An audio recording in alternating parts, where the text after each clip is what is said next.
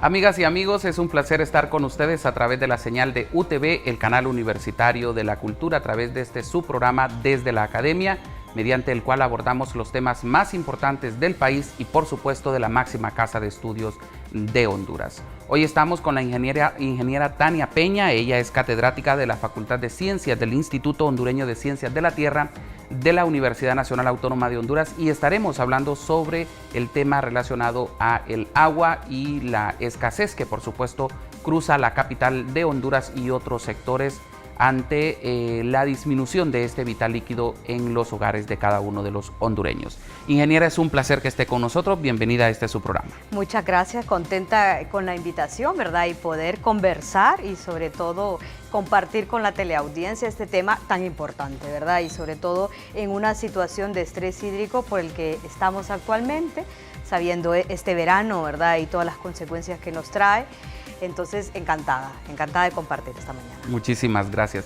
Y es que todos ustedes saben, sobre todo aquí en la capital del país, que estamos cruzando una severa crisis de agua. En algunos sectores pues han denunciado que ha pasado hasta más de un mes sin recibir el vital líquido. Otros han denunciado que las pipas de agua se las llevan demasiado caras, y los dueños de estas empresas están haciendo su agosto en pleno verano. Y es que en Tegucigalpa la mayoría de los hogares recibe este vital líquido cada 7 días, y esto pues definitivamente preocupa mucho, ya que el agua es necesaria todos los días en cada uno de los hogares. Ingeniera, desde la Universidad Nacional Autónoma de Honduras, ¿cómo se visualiza este tema? Sí, la verdad que tenemos que empezar a ver el agua desde un punto de vista de la población del todo, porque comúnmente lo que vemos es decir, bueno, no hay agua, ¿qué hago yo en lo individual? Vengo y perforo un pozo, entonces soluciono. Pero ¿qué pasa con las personas, con las comunidades que no tienen el capital financiero o el capital económico para poder venir y decir, bueno, ¿qué voy a hacer? ¿Sí? ¿Dónde más tengo esta fuente de agua? Y sobre todo que hay que ver que cuando enfrentamos el tema de una sequía, sea larga o sea muy intensa, los recursos a los que tenemos a los que podemos tener acceso son los recursos subterráneos, y eso requiere una inversión. Y esa inversión, una comunidad, un hogar, ¿cómo puede tener acceso? Y entonces vemos acá cómo se elevan estos costos, y esto hace que haya, por supuesto, una depresión de ese capital familiar, ese capital económico, que claro, que ahora tenía contemplado una paga de 300, 400 lempiras mensuales de agua, ahora tiene que comprar una pipa de agua que te va a durar, ¿qué? Una semana, 15 días, ¿y cuánto cuesta esta? El doble de lo que tú pagas en el mes. Entonces, estamos aquí con un problema que es de todos. Esto no es un problema del gobierno local, no es un problema del gobierno nacional, no es un problema que la academia pueda solucionar, no es un problema de las comunidades, es un problema de todos. ¿Sí? Por lo tanto, este tipo de problemas lo tenemos que resolver entre todos, porque parte de la problemática de nuestro país es que tenemos una visión individual del agua. ¿Sí?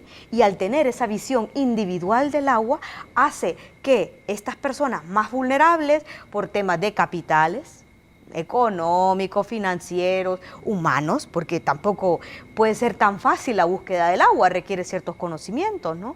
Esos capitales, si lo haces de la forma individual, no pueden hacerlo las personas más vulnerables. Entonces, ¿qué es lo que pasa? Enfrentan estos largos periodos en los cuales el agua es muy limitada, y tenemos que ver las repercusiones que da esto al tener un agua limitada en términos de salud, en términos generales de la economía, ¿verdad? Entonces, ¿cómo enfrentamos esto nosotros y cuál es la visión que, por ejemplo, desde el instituto, a través de las distintas investigaciones, porque sí que hacemos investigaciones en el tema hídrico, gracias al apoyo del gobierno, de la cooperación internacional, hemos equipado nuestro instituto y tenemos varios técnicos capacitados en temas muy importantes y sobre todo bien específicos que nos ayudan a entender el agua desde esa forma integral, porque si tú solo lo estudias desde el punto de vista de la calidad o las aguas subterráneas o la parte meteorológica o la parte hidrológica, te quedas corto.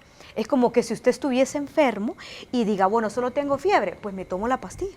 Y tú no te hagas más exámenes y no sepas cuál es el problema. Ir al fondo del problema. No vamos al fondo. Entonces, nuestra visión como facultades y de hecho hay un gran ejemplo que en nuestro instituto, bueno, que nuestra facultad hace, que es este Centro Experimental de Innovación del Recurso Hídrico, que trabaja con todos los laboratorios que tienen que ver con agua en la facultad.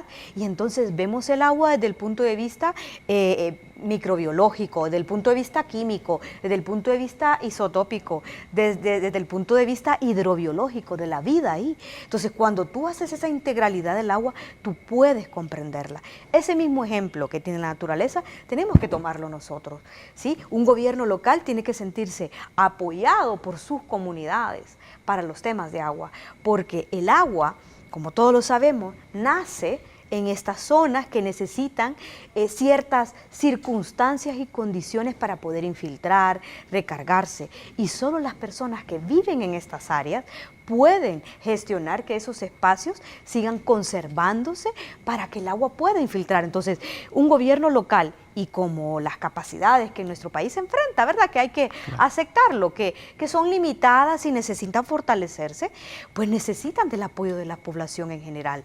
Y no solamente para los temas de protección, conservación y de restauración de estas áreas, sino que también por los temas de cómo gestiono el agua a lo interno de mi casa, cómo la uso y sobre todo tener una voz como comunidad y poder hacerlo juntos. Es que el tema del agua no solo es el problema que no la tenemos, el problema del agua va más allá, porque hay gente que la derrocha. Yo creo que en este momento no hay crimen más grande que ver a una persona con una manguera lavando un patio o regando plantas cuando lo puede regar con un balde, o sea, de una serie de circunstancias. Pero, ¿qué tan rico es el subsuelo de la capital de Honduras en agua, en recurso hídrico? Fíjese que esa es una pregunta bien interesante, porque, mire, nosotros, bueno, desde mi punto de vista, ¿verdad? Estamos bendecidos, eso es, Honduras está bendecido por tener estas precipitaciones que nos vienen de nuestros dos océanos, ¿no? De la parte suroeste y este, y somos bendecidos en dos épocas del año con estas precipitaciones, ¿verdad? Ahora, mayo, junio, se nos acerca la lluvia que viene del sur, ¿verdad? Del sureste, y ahora después en septiembre, octubre, julio, agosto, septiembre, octubre, por ahí se nos va a empezar a venir otro bloque de agua. Entonces estamos bendecidos por eso. Y usted dice, ¿cómo un país va a tener un problema de agua si te llueven 800 milímetros al año en su zona más seca? O sea, en la zona más seca. Y en la zona más húmeda del país pueden llover hasta 3.000. Y entonces, claro, si nosotros vamos y le ponemos ese ejemplo a una persona que vive en el desierto, se va a reír tremendamente de nosotros y va a decir, ¿cómo tú no puedes gestionar el agua con semejante volumen de agua? ¿Sí? Y entonces usted se empieza a dar cuenta que los problemas que tenemos no son de que nos llueve menos. Claro, no vamos a tocar hoy el tema de cambio climático, variabilidad climática, es otro tema. Sí. Pero vamos a hablar de la generalidad, de lo que naturalmente pasa, ¿sí? Entonces, ¿cómo vas a decir que no hay agua si no está lloviendo tanto? Y tú dices, ¿qué es lo que pasa con un país, una zona más seca? Vamos a poder decir Tegucigalpa, acá en general te llueven 900 milímetros. Y tú dices, ¿pero cómo? Si es mucha agua la que te llueve. Bueno, todos somos testigos de cuando llueve torrencialmente, ¿verdad? Que parece que el cielo se nos está cayendo. Y tú dices, ¿dónde va a parar esa agua? ¿Dónde está toda esa agua? Bueno, eso va concatenado con la pregunta que usted me hacía. ¿Qué pasa con nuestros mantos acuíferos? ¿Qué pasa con nuestro subsuelo? ¿Puede este suelo almacenar este precioso líquido? Pues desde el punto de vista hidrogeológico, sí. O sea, tenemos la bendición, voy a decirlo, la bendición desde el punto de vista hídrico, porque usted sabe que todo tiene su pro y su contra, porque el tener este fracturamiento en la roca permite que el agua entre más fácilmente. Complicación para nuestros ingenieros civiles, para el tema de urbanizaciones en partes altas, pero eso es otra cosa, ¿sí? Pero esto nos permite que el agua pueda percolar. Pero para esto, usted físicamente tienen que darse 3 condiciones. La primera es el tipo de pendiente. Y si usted ve todo alrededor de Tegucigalpa, nosotros vivimos como en una olla. Si usted va al Picacho, por ejemplo, y visualiza nuestra capital, ve como una olla así, ¿sí? Como un pequeño valle intramontano. Entonces, si usted, pensémoslo así bien fácilmente, llueve, todo el agua queda acá, ¿sí? Entonces, esas pendientes propician que el agua entre o no. La segunda es el tipo de suelo. Sí, tenemos suelos arcillosos en buena parte, aquí donde estamos en Ciudad Universitaria, hasta por el Chimbo y cayendo allá por el puente de la isla, son suelos arcillosos. Y tú dices, bueno, pero es que a eso poco le infiltra. Pero tenemos fracturas, bien, pero la variable más importante para que esa agua pueda entrar es que haya una cobertura vegetal. ¿Qué quiere decir eso? Árboles. Puede decir árboles, arbustos, raíces, matorrales que puedan hacer que el agua entre. Imaginémoslo tan fácil, voy a hablarlo bien fácil, como que esas raíces fueran las carreteritas, las calles en las cuales el agua va a entrar. Entonces, algo que sí hay que aceptar como ciudadanos de Tegucigalpa, de este municipio del Distrito Central, es que hemos descuidado como ciudadanos nuestra responsabilidad en la protección de todas estas partes altas. Y entonces es muy evidente la deforestación, la degradación de las tierras que se han sufrido los últimos 20 años, ¿no? O sea, eso es muy evidente. Entonces, ¿qué ha pasado? Que toda esta agua que tenía que entrar ya no está entrando tanto. Entonces toda el agua escurre y es por eso que usted ve en estas lluvias torrenciales, ¿qué es lo que vemos por las calles? Que parece que vaya el río ahí, ¿no? Y va aquel montón de agua caudalosa ahí por todo el río. Entonces, la pregunta es, claro, tenemos mucha agua, pero lo que pasa es que la mayoría está escurriendo, va a dar a nuestros ríos y los ríos pues desembocan en los océanos. Entonces no nos quedamos con el agua que debe de almacenarse por ese proceso natural de infiltración con esa cobertura no está entrando. La prueba de ello es que si hacemos memoria y bueno, invitar a todos los que nos escuchan a pensar, ¿cómo eran los ríos cuando nosotros estábamos más jóvenes? En la época seca, llevaba agua, antes, vaya, yo tengo casos que cuando hablaba con mi papá me decía, en el río Choluteca antes, nosotros vivíamos cerca del aeropuerto, y decía, bueno, pero es que ahí uno se podía bañar, me decía, uno ahí podía hacer esto, pero ahora, si lo vemos en la época seca, y no solo vamos a hablar de Tegucigalpa, de muchos lugares de nuestro país, disculpe que voy a usar esta palabra, vemos el pedrero, ¿sí? No vemos agua, solo vemos pequeños canales. Y entonces, ¿qué significa eso? En términos de ese almacenamiento que hemos venido hablando, que el agua que debería estar entrando cuando llueve no lo está haciendo, porque cuando el río en esta época seca es el agua subterránea la que lleva, porque no está lloviendo. Y entonces, ¿de dónde viene el agua? De esa agua que infiltró y que nosotros en las últimas décadas, dado estos procesos de degradación, hemos venido limitando, ¿verdad? Hemos venido limitando que este infiltre. Ya los nacimientos de agua no son los mismos, ya no dan el volumen de agua que daban antes, porque antes yo recuerdo de que los proyectos de agua se venían no de una represa, sino de un naciente de agua. Ahora parece que tenemos que vivir sostenidos de una represa, y es lo que ha pasado en la capital, ¿no? Que desde hace no sé cuánto no se construye una represa y estamos a expensas de dos de ellas que rápido se quedan sin agua. ¿Estamos dependiendo entonces del recurso hídrico de lluvia exactamente? Sí, mira, aquí son varias preguntas que haces y tendríamos que comentar. Bien, nuestras dos represas, Concepción y Laureles, pues tienen un volumen de almacenamiento limitado en relación con el número de personas que ahora vivimos en Tegucigalpa, ¿sí? Entonces, claro, estamos viendo que Laureles y Concepción, ¿hace cuántas décadas fueron construidos y con qué visión de la población? Si vamos y preguntamos a nuestros compañeros en Sana, pues ellos fácilmente lo dirán. Bueno, Laureles fue con una perspectiva de 20 años después, se esperaba que después de Laureles se construyeran más. Sí. Entonces, ahí hay un tema de inversión que ha faltado, pero ese es un tema aparte. Entonces, la pregunta de los manantiales. ¿Qué pasa con nuestros manantiales? Los manantiales son agua subterránea, agua que infiltró el invierno pasado, que infiltró el año pasado y que claro, que se ven en disminución cada vez más en la época seca, porque como tenemos procesos de degradación en las partes altas, o sea, menos cobertura forestal, menos árboles, dicho así, muy fácil, ¿sí? Entonces eso hace que infiltre menos. Claro, hay que ver mucho que lo que tiene en potencia el alcance de esa distribución del agua que hace el SANAA para nuestra ciudad, pues llega hasta cierta elevación. y vemos nosotros que el anillo que cubre a Tegucigalpa de poblaciones está por sobre esta cota. Sí. Y la zona periurbana que llamamos nosotros, o todos estos municipios periurbanos, ¿de dónde se abastecen? Y muchos de ellos, o sea, vamos a ver muchos abasteciéndose de un manantial, como usted lo menciona, otros de pozos. Y entonces, ¿dónde está la gestión de esto? ¿Dónde decimos nosotros como gobierno local o armonizados con los gobiernos locales, ¿sí? ¿Dónde se puede perforar? ¿Dónde podemos coger de estos manantiales? Aquí tiene que haber un orden en esto. Y es ahí donde nuestra gobernabilidad necesita fortalecerse. Porque si bien es cierto, yo sé que en esta montaña están los manantiales que nos van a dar agua a nosotros dos. ¿Qué tendríamos que hacer nosotros dos para asegurar que esos manantiales sigan dándonos agua? ¿Qué tendríamos que hacer? Protegerlos. Pues nuestra ley forestal establece que se pueden declarar las microcuencas abastecedoras de agua. Pero ¿cuántas microcuencas han sido declaradas en la última década dentro de esta zona en la que estamos hablando? ¿Sí? ¿Cuántas de estas se protegen? ¿Cuántas de estas pasan a procesos de restauración?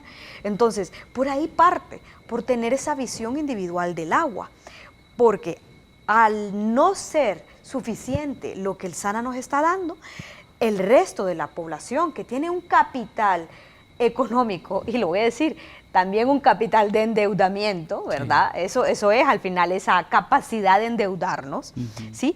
Hace que pues las colonias nuevas, la parte comercial, la parte industrial, perforen su pozo. Exacto. Entonces, claro, tú dices, bueno, voy a poner un edificio de apartamentos. El agua del SANA me va a llegar una vez a la semana. Entonces, en mi construcción voy a hacer un pozo. Y bueno, yo también lo hago. A la par tuya hice mi edificio de apartamento. El agua me llega una vez, entonces hago mi pozo. ¿Y tienes cuántos pozos en Tegucigalpa? ¿Sí? ¿Cuántos pozos hay en el municipio del Distrito Central? Yo me podría atrever a darte un número, pero vamos a esperar que salga una de nuestras investigaciones para poder tocar eso. Pero créeme que sobrepasa de los 1000. Wow. Entonces, tú dices... ¿Entre públicos y privados? Entre privados. Estoy hablando de los privados. Okay. Estoy hablando de este comercio, o sea, no hay comunidades, no hay comunidades que hayan perforado sus pozos. Hay comunidades, hay muchas comunidades, pero el ejemplo que estoy poniendo es del Tegucigalpa, de la mancha urbana que usted puede ver. Ahí no hay comunidades o grupos que se hayan... Hay comunidades en el sentido de ciertas juntas de agua, pero están más a la periferia. ¿Sí? Entonces, digamos, estamos aquí en Ciudad Universitaria, aquí en la periferia tenemos nosotros muchas comunidades juntas de agua, en las cuales tienen su forma de almacenar, pero el ejemplo que le estaba dando era de esa intensidad de pozos. ¿Se imagina usted que en vez de haber construido todos esos pozos, ese capital de inversión para hacerlo y el capital para funcionar, porque el agua subterránea es cara. El agua subterránea tú necesitas energía para poder sacarla. El costo energético es superior al que tiene una represa, ¿sí? Entonces, ¿te imaginas que nosotros nos hubiésemos organizado de forma común y en vez de invertir todo eso, hubiésemos empoderado más a nuestro gobierno local o a nuestro gobierno nacional, nuestras instancias, para poder construir una represa? Porque una cosa le digo, si bien es cierto, yo puedo tener agua, pero ¿será que esa agua la puedo tomar? También. ¿Será que el agua de todos estos pozos que están en Tegucigalpa está acorde con la salud humana? Sí. En primera instancia la salud humana, pero también tenemos que ver la salud ecosistémica que hemos hecho con ese ecosistema alrededor de nuestros cuerpos de agua en Tegucigalpa. Ya estaríamos hablando de potabilizarla, ¿no? Ya estaríamos hablando, o sea, imagínate tú, nuestra norma técnica de calidad de agua de 1995 establece 5 etapas en las que tú tienes que evaluar el agua. Dice, mira, en la primera etapa de la implementación de esta norma, pues se va a hacer la parte bacteriológica y algunos parámetros físicos. En la segunda etapa ya te pone otros parámetros hasta caer en la última con metales pesados y tal. ¿A cuántas juntas de agua se les hace estos análisis? ¿O cuántas juntas de agua pueden hacer estos análisis? Estamos hablando de una inversión en cada periodo que tú haces de alrededor de 6.000 empiras. Cuando una junta de agua, que están en la periferia, en todos estos municipios periurbanos, ¿cuánto es lo que paga un hogar de agua? 40 lempiras. 50 lempiras. Y preguntemos a todas nuestras juntas de agua, ¿para qué ¿para qué ellos canalizan ese dinero que recogen?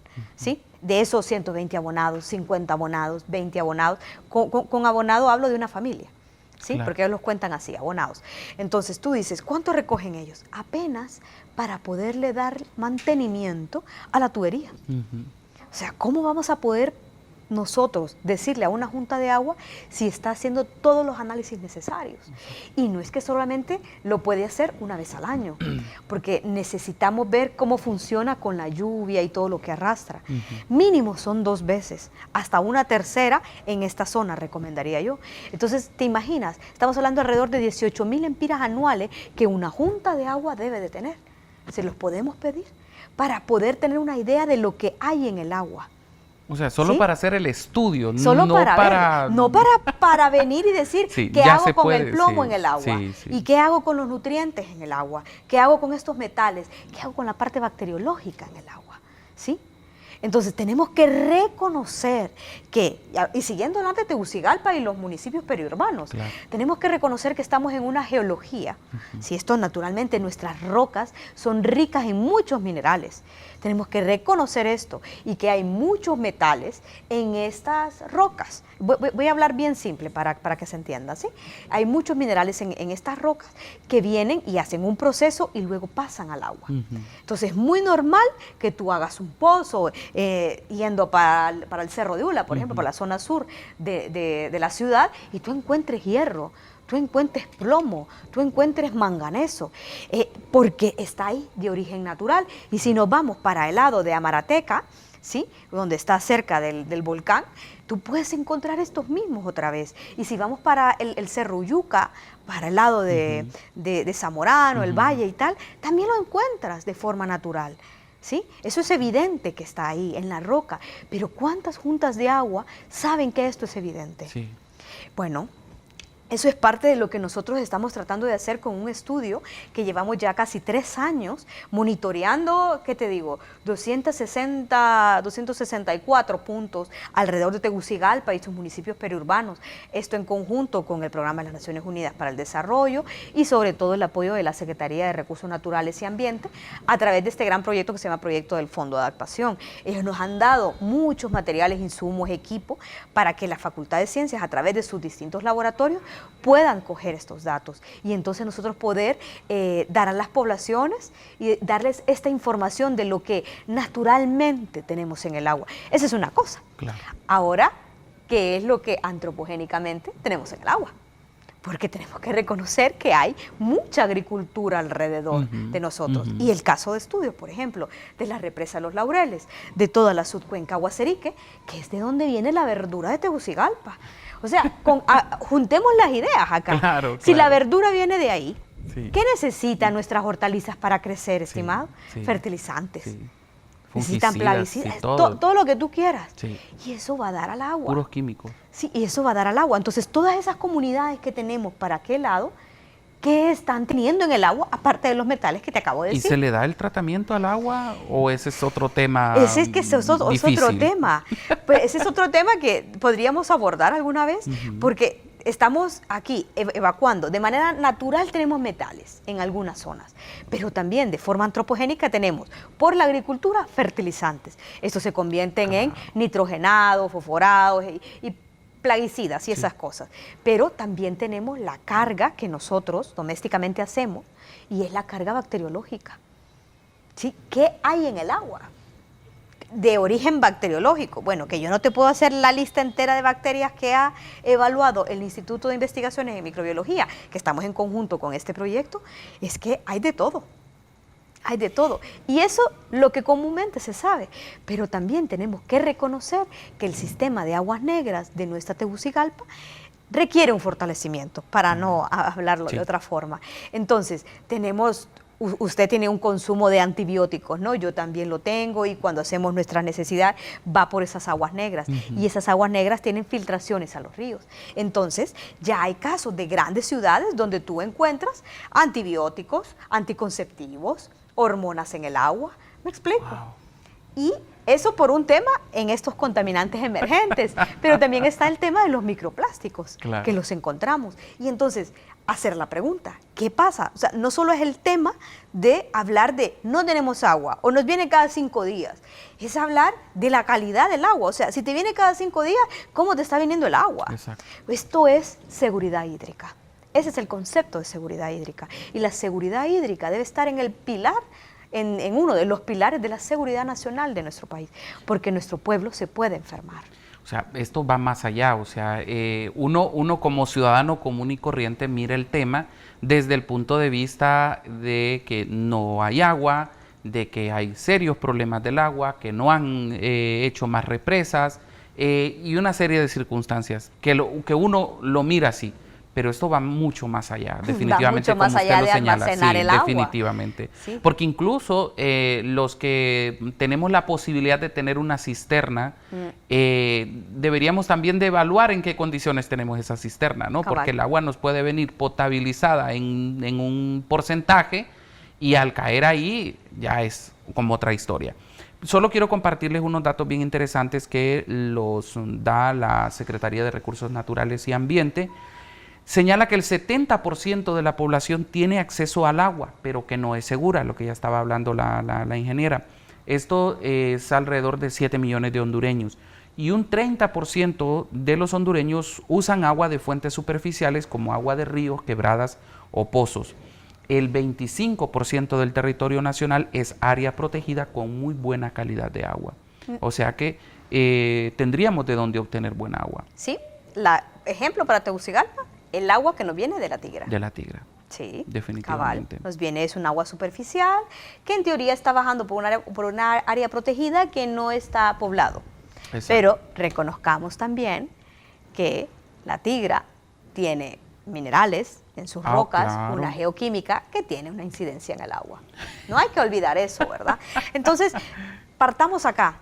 Ve por qué inicié diciendo que el tema del agua tenemos que tocarlo integralmente. Sí. O sea, no puede tocarlo solamente el SANA y no podemos decir, ay, el SANA. Tiene que tocarlo el Ministerio de Salud, ¿sí? Por supuesto. Tiene que tocarlo la presidencia misma, sí. Porque lo que va a pasar es que nuestro pueblo se va a enfermar. Involucrar a la academia en todo, ¿no? Porque en todo, ahí está claro. el conocimiento de todo esto. Mira, es que pasa con comunidades que no se pueden dar cuenta, nosotros mismos, cómo te llega el agua. O sea, nos estamos bebiendo las enfermedades. Sí. Y hay muchas poblaciones, muchas comunidades, y ahí está la Secretaría de Salud, la Unidad de Vigilancia, que no me va a dejar mentir. Muchas comunidades con problemas de que tú tienes, bueno, pero ¿cuánto es el porcentaje de esta población que está con problemas hepáticos o con problemas en la parte neurotóxica o la parte nefrotóxica o la parte de la piel?